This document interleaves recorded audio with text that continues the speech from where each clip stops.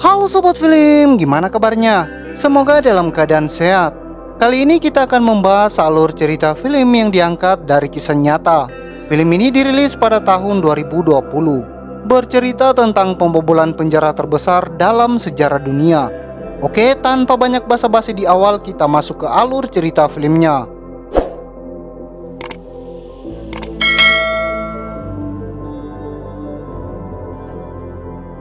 Scene dibuka pada Juli 1988. Saat itu Jenderal Augusto Pinochet berkuasa di Chili.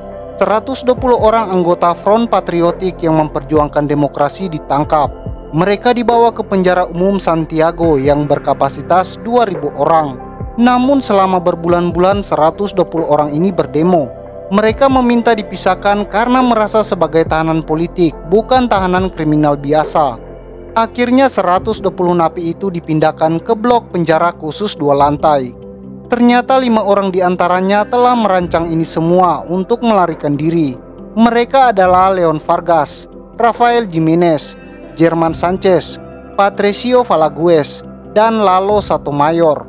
Namun saat menempati sel, Leon Vargas dengan terpaksa bergegas ke sel 51. Karena sel 50 yang telah direncanakan untuk ditempati telah dihuni oleh tahanan lain. Hal ini otomatis merubah rencana mereka yang tadinya ingin menghubungkan lantai atas dan lantai bawah. Namun Vargas memiliki ide lain untuk menanganinya. Di blok penjara ini para tahanan diberi tugas sesuai skill dan minat masing-masing. Ada yang bekerja sebagai tukang perkakas, juru masak, penjahit, bahkan pelukis. Seperti penjara lainnya, sarana olahraga juga tersedia. Saat itu di area olahraga, Vargas menjelaskan situasi penjara pada Jimenez dan juga Jerman. Namun Vargas dan Jimenez sering berbeda pendapat. Jimenez mengungkit kesalahan Vargas sehingga mereka bertengkar.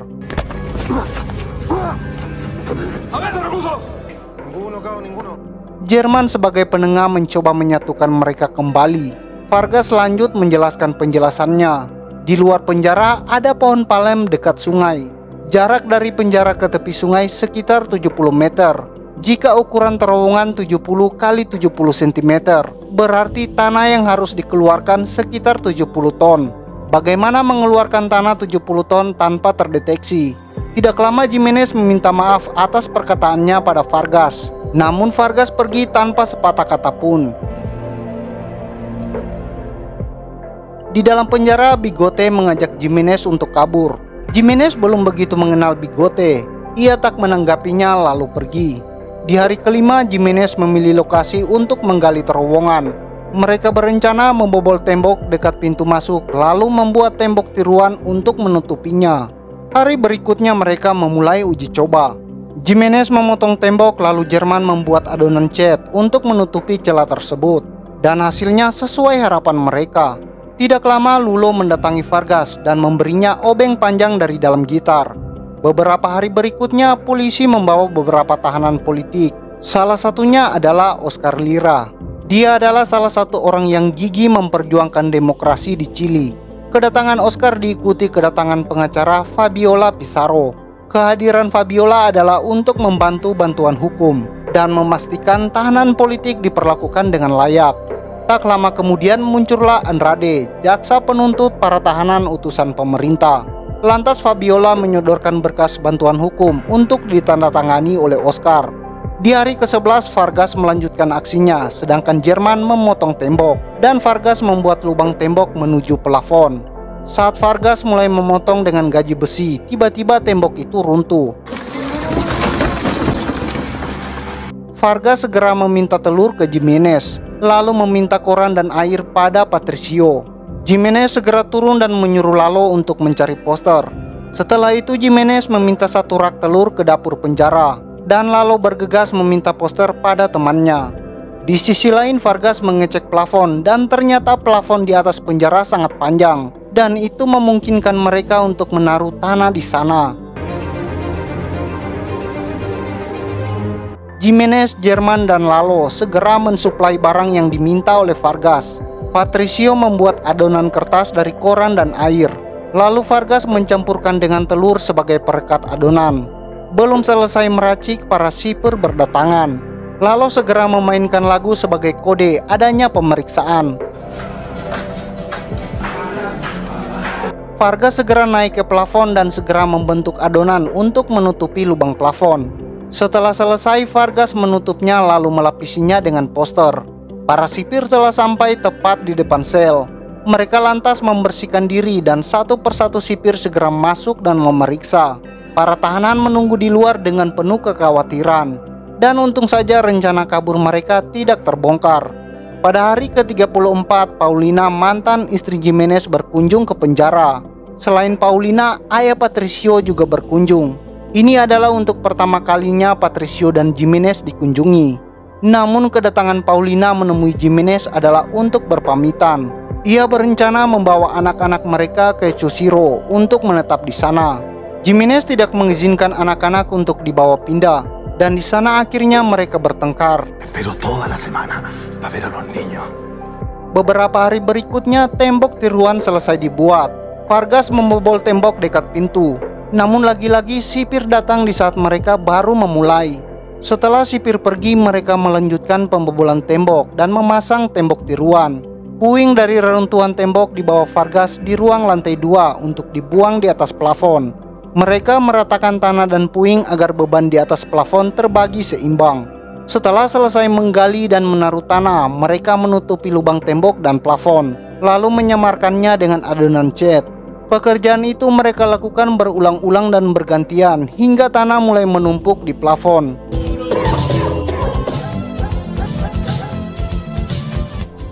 Di hari ke-77 setelah lebih dari 20 hari menggali, Vargas mulai mengukur terowongan. Ternyata hasilnya yang mereka dapatkan hanya 190 cm. Artinya yang harus mereka gali masih tersisa 6.810 cm. Lalu tiba-tiba para sipir mengumpulkan tahanan. Oscar Lira yang kerap diincar oleh sipir dipindahkan ke sel isolasi.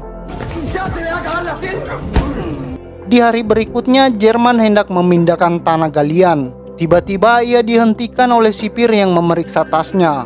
Beruntung Jerman menutupi tanah tersebut dengan kain dan buku. Saat sipir meminta ke ruangan, Jerman memberikan tas itu pada Vargas. Ternyata sang sipir memanggil Jerman hanya untuk meminta majalah terbaru padanya.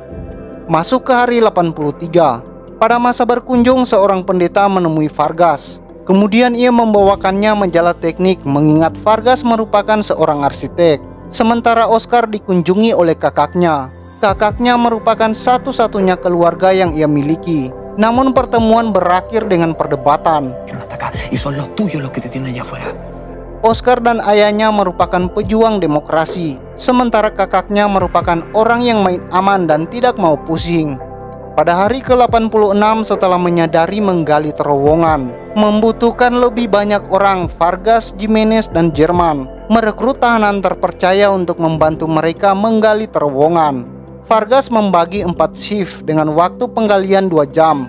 Masing-masing shift harus mengeluarkan tanah lebih dari 100 kilo. Para anggota harus membersihkan diri setelah pekerjaan dan tidak boleh terlihat kelelahan untuk dicurigai sipir. Mereka membuat lubang di plafon sel lainnya. Anggota yang mengawasi akan memberi kode dengan tepukan tangan bila ada sipir yang melintas untuk menghindari kecurigaan. Penggalian hanya dilakukan pada siang hari. Para tahanan yang tidak mengetahui mengira ada hewan di plafon mereka. Pada saat bermain bola, Oscar berbicara pada Jimenez seolah-olah ia telah mengetahui rencana yang dilakukan olehnya, dan akhirnya Oscar bergabung dalam penggalian tersebut. Pada hari ke-149, semua serangan oleh Front Patriotik terjadi di daerah Cincau. Serangan yang tidak perlu tersebut membuat dampak negatif untuk para tahanan. Namun lagi-lagi Vargas menunjukkan kecerdasannya. Ia menyarankan agar Paulina mencari dukungan dari luar penjara untuk misi mereka. Akhirnya pada kunjungan di hari ke-182, Jimenez meminta bantuan Paulina menyiapkan dukungan dari luar untuk misi tahanan kabur dari penjara. Memasuki hari ke-205, terjadi penyerangan hingga jatuh korban di Guines. Akibatnya kepala penjara memerintahkan untuk mengumpulkan seluruh tahanan politik. Jimenez segera memberitahukan para rekannya yang sedang bekerja. Namun mereka membutuhkan waktu lebih lama karena harus menutup lubang dan membersihkan diri mereka. Untuk mengulur waktu, Jimenez dan rekan-rekan pun membuat kerusuhan dengan para sipir penjara.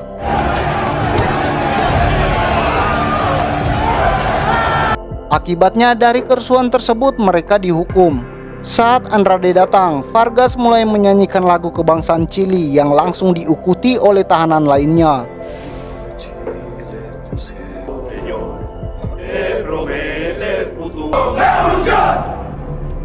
Jimenez sebagai pelaku utama kerusuhan dikurung dalam sel isolasi. Tidak lama Andrade mendatangi Jimenez untuk melemahkan mentalnya. Masuk di hari 217, Paulina meminta dukungan partai untuk menyambut para tahanan melarikan diri. Namun mereka takut dalam pelarian tersebut terjadi konfrontasi yang sangat berisiko untuk merusak nama partai. Di sisi lain, para tahanan terus melakukan penggalian dengan keyakinan untuk bebas dari penjara tersebut. Sementara di luar, Paulina mencari dukungan dan terus-menerus mendapat penolakan. Meskipun begitu, Paulina tidak menyerah. Suatu hari ia datang ke gereja bersama istri Jerman dan adiknya. Setelah selesai berdoa, mereka melakukan pertemuan dengan pendeta di sebuah ruangan. Mereka berempat sepakat untuk mendukung dan memfasilitasi rencana melarikan diri para tahanan. Beberapa hari kemudian, Jimenez dikunjungi oleh Fabiola. Dan ternyata Fabiola telah mengetahui rencana kabur mereka dari Paulina, dan dia memberikan dukungan penuh pada misi tersebut. Di hari ke-392, kedalaman terowongan hampir mencapai 10 meter. Saat menggali, tiba-tiba Xavier mengalami sesak nafas karena kekurangan oksigen dan pingsan. Menyadari Xavier pingsan, Jimenez segera mendekatkannya lalu menarik tubuh Xavier keluar terowongan. Atas masalah tersebut, lagi-lagi Vargas memiliki ide untuk mengatasinya. Jimenez memesan plastik khusus untuk selang udara pada Fabiola. Sebagai pengacara, Fabiola sangat aman membawa kebutuhan Jimenez tanpa terdeteksi.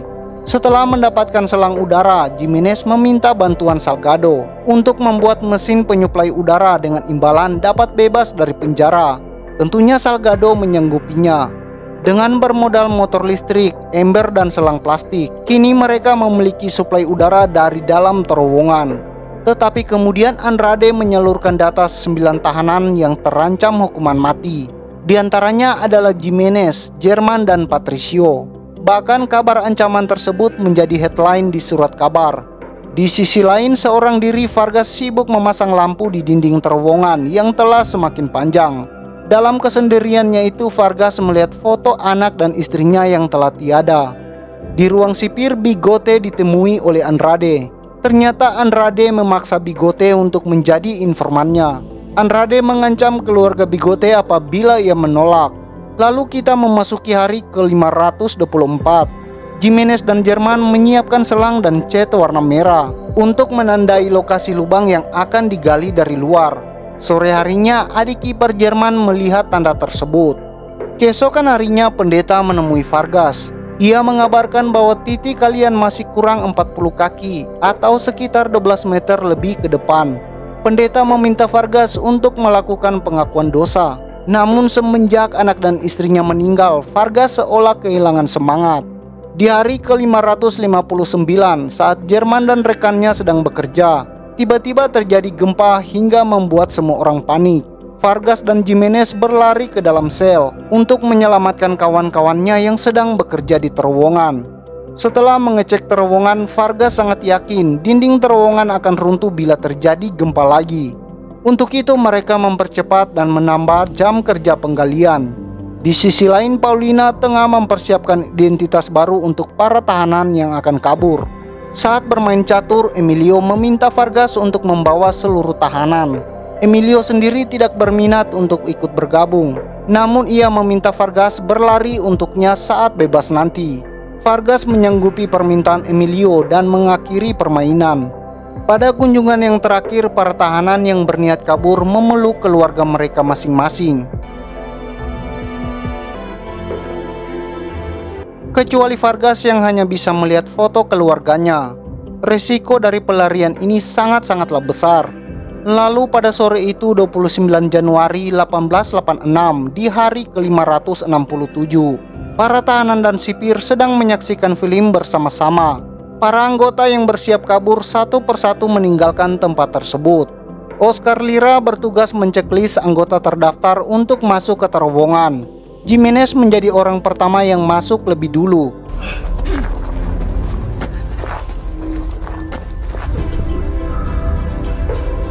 Namun ada kendala karena orang di luar tidak juga datang untuk membuka lubang. Akibatnya mereka harus menunggu dalam terowongan panas, sempit, dan sesak tersebut. Panjang terowongan yang digali selama lebih dari 18 bulan itu kini mencapai panjang 80 meter lebih. Di ruang nonton tiba-tiba Bigote menyadari ada yang tidak beres. Dia segera mencari Jimenez, namun Emilio menghentikannya. Dengan sangat tega Bigote menjatuhkan Emilio. Kini ia telah melihat lubang dan menyadari bahwa Jimenez telah kabur. Oscar menenangkan Bigote dan menyuruhnya untuk masuk ke terowongan. Namun ia menolak dan ingin melapor pada sipir. Alhasil mereka pun berkelahi. Setelah cukup lama menunggu, akhirnya pembukaan lubang dimulai. Setelah lubang terbuka satu persatu mereka keluar. Tenemos solamente 5 minutos para irnos. Namun naasnya Oscar terluka hingga ia kehabisan tenaga dan memilih untuk tetap tinggal. Setelah seluruh tahanan keluar dari terowongan, mereka menyusuri jalanan di pinggir sungai menuju jembatan. Di atas jembatan, bis yang disiapkan Paulina telah sampai untuk menjemput mereka. Menyadari Oscar tidak ada, Jerman kembali untuk menyusulnya.